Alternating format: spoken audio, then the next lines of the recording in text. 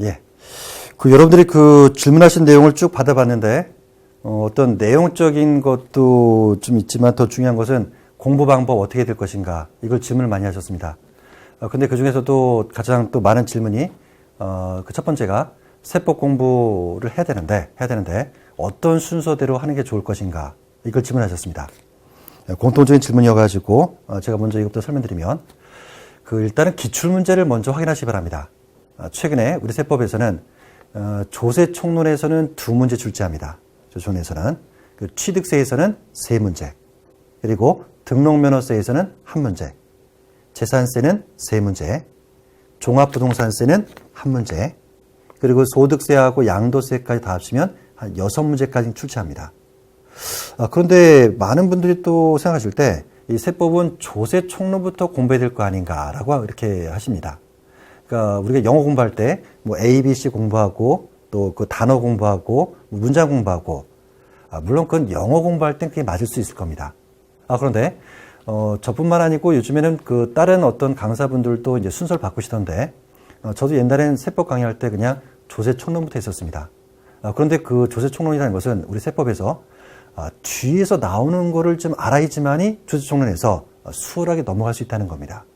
그래서 저는 이제 최근에 그 순서를 바꿔가지고 어떻게 바꿨는가, 제일 그래도 시험에서 많이 나오는 거, 소득세하고 양도세부터 진도 나갑니다. 5개에서 6문제 나오니까. 아까도 얼핏 수업 시간에 말씀드렸지만 처음에 접근할 때는 좀 어려운 듯 하지만 일정한 그 틀을 잡아두면 쉽게 답을 맞출 수 있는 파트가 됩니다. 그래서 소득세하고 양도세, 거기부터 준비하시는 게 좋고, 그 다음에 이제 취득세 3문제. 그것도 오늘 겹치는 질문이 있는데, 오늘 제가 설명드린 누가 세금 내야 될 것인가, 납세 의무자. 그리고 과세상은 약한 파트고, 과세표준, 세율 파트. 그리고 오늘 안 한 것 중에 하나가 언제까지 신고가 납부할 것인가, 그 부가징수 쪽 정리하시면 될 겁니다. 그리고 나서 이제 등록면허세 한 문제라고 무시하시면 안 됩니다. 아까 제가 말씀드린 등기란 절차가 어떻게 이제 할 것인가, 그 부분 정리하시면 되고, 그 다음에 이제 재산세 3문제 나옵니다. 그리고 재산세를 바탕으로 종합부동산세, 그거 살짝만 하시면 되겠죠. 그런 상태에서 맨 마지막에 보는 게 조세총론 파트입니다. 그러면 조세총론 정리하실 때, 국세가 뭐고 지방세가 뭐구나, 그 다음에 세금 계산 누가 하는 게 원칙이구나, 이렇게 자연스럽게 흘러가는 거죠. 그래서 납세 의무의 성립이다, 확정이다, 소멸이다, 이런 거 정리하는 겁니다. 가끔 보면은 제2차 납세 의무자 어떠고 연대 납세 의무자 이런 걸 공부하시는 분들도 있는데, 우리 시험에서는 그런 거 안 묻습니다. 그건 이제 다른 시험에서 묻는 것이고, 우리 시험은 철저하게 부동산과 관련된 중개사로서 알아야 될 그런 문제만 나온다는 거죠. 그래서 그런 거 위주로 하시기 바랍니다. 그래서 항상 세법 공부하실 때는 출제 문항수 대비, 그리고 이제 어떻게 공부하는 게 좋은가, 그 순서는 제가 생각할 때는 소득세, 양도세 정리하시고, 그 다음은 취득세, 그리고 등록면허세, 그 다음은 재산세, 종합부동산세, 그리고 맨 마지막에 조세총론, 이렇게 정리하시기 바랍니다. 자, 그 다음에 이제 또 어떤 분이 질문하셨는데, 이거 안타까운 현실이네요. 2차만 준비하시는데 12월부터 수업을 들었다고 합니다. 그런데 모의고사를 보면 6개 미만으로 나온다고 하는데, 이거 어떻게 해결이 될 것인가. 그러면서 3, 4월 강의를 다시 들으면서 기출특강을 듣는 게 나을지, 아니면 진도대로 나가는 게 좋을지, 이건 질문하셨습니다. 열심히 해야 됩니다. 더 열심히 해야 됩니다. 그런데 적을 알고 해야 됩니다.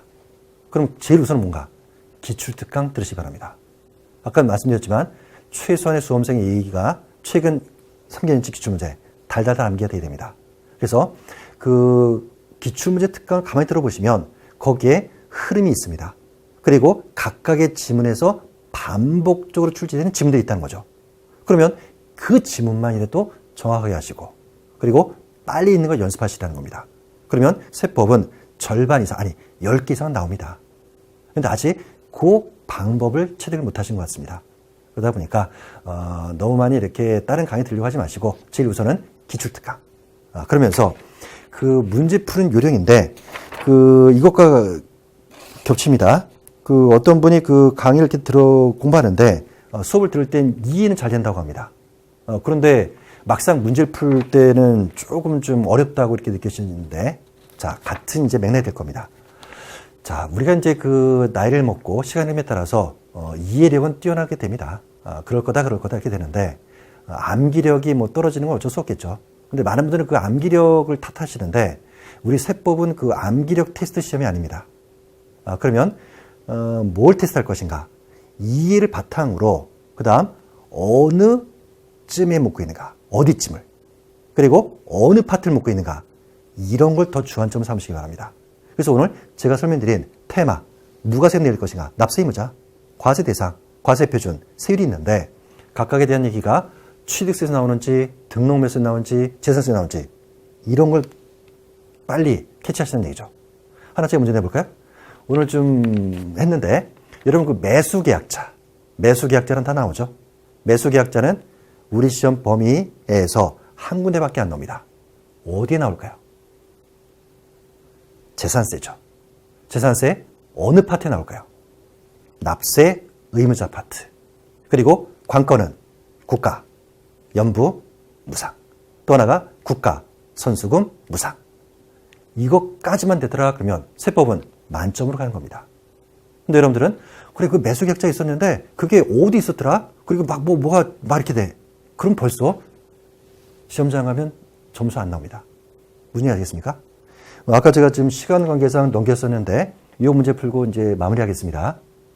그 아버님이 땅을 취득했습니다. 1억 원에 2년 8개월 지나서 아버님 돌아가셨습니다. 돌아가신 날을 상속계실이라고 부르죠. 돌아가신 날 2억짜리 되었습니다. 상속받은 것을 우리 아들이 6개월 만에 팝니다. 3억에 판다고 볼까요? 자, 그러면 우리 아들은 양도세를 내야 될 겁니다. 자, 양도가액은 얼마를 적어야 될까요? 그럼 지금 여기서 보실 때는 지금 제가 정리해드리고자 이렇게 딱딱딱 끊으시겠다는 겁니다. 그런데 시험장 가시면 이게 말로 나옵니다. 뭐 피상속인의 보유가는 어떻게 되고 상속기준은 얼마이고 막 나온다는 거죠. 그랬을 때 전체적인 틀에서 어디를 볼 것인가? 양도가액은 판 금액이니까 3억 적어야 되겠죠. 취득가액은 얼마 적어야 될까요? 취득가액은 대원칙, 상속은 언제가 취득한 날인가? 상속 개시일.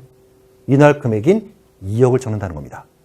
이거 보시면서 아니 아까 돌아가신 분 피상속인의 취득을 또 따져가지고 1억 적는다고 하지 않았냐? 이러시면 안 된다는 겁니다. 진짜 그러시면 안 됩니다. 네. 그러면 대원칙인 상속 개시니까 2억이 되겠죠. 그럼 다른 거 없더라면 양도차익 날 겁니다. 장기보유 특별공제. 장기보유 특별공제 난 열심히 암기했어. 3년 이상 보유고 팔았을 때 해준대. 그럼 지금 사례에서 장기보유 특별공제 해줄까요? 안 해줄까요? 이런 문제를 맞춰야지만이 세법은 고득점으로 가는 겁니다. 그러면 장기보유 특별공제 취득은 언제인가? 대원칙인 상속 개시일. 상속받고 6개월 만에 팔았으니까 3년 이상 보유 안 한 거죠. 장기보유 특별공제 안 해준다는 겁니다. 그러면 소득금액 나오겠네요. 양도세 기본공제 올해 처음 팔았더라 그러면 기본공제 250만 원 해줍니다. 자, 그 다음 곱하기 과표가 나오고 곱하기 세율이죠.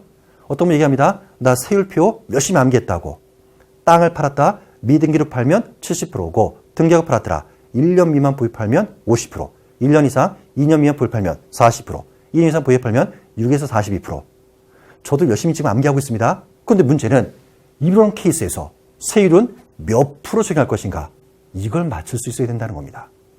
정답은 몇 프로일까요?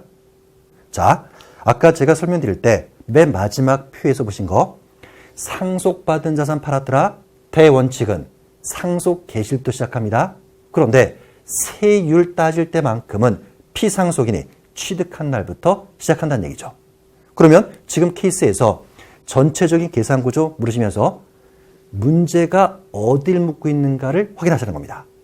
장기보유 특별공제 물었더라 그러면 상속 개시일부터 따지니까 적용하지 않고 세율 여기쯤 묻고 있네요. 세율 따질 때 보유기한은 따지더라.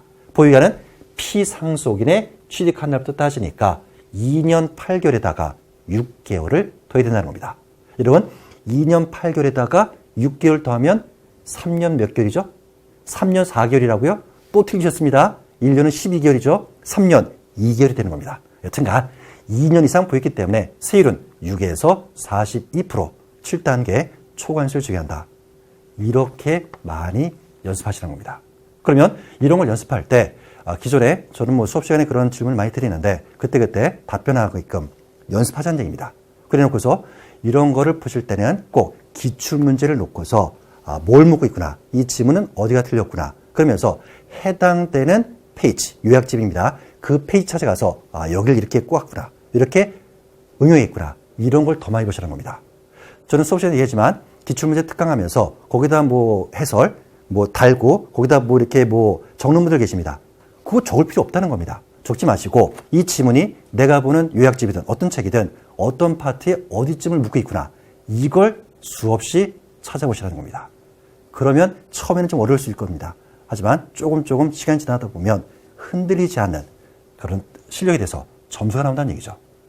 여러분들이 이거를 꼭 좀 유념해 두시기 바랍니다. 그래서 세법을 공부하실 때 단순히 그냥 난 암기했다고 되는 게 아니고 그 암기를 바탕으로 어떻게 해서 문제를 접근할 것인가. 그래서 문제 풀 때 요령도 가끔 설명드리는데 그 문제가 양도세 문제인지 취세 문제인지, 그러면서 양도세 문제 중에 납세 의무자 쪽인지 또는 과세 대상 쪽인지 이런 거 확인하는 연습을 더 하시라는 겁니다. 되시겠습니까? 네.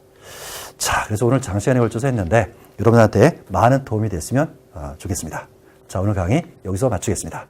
고생 많으셨습니다.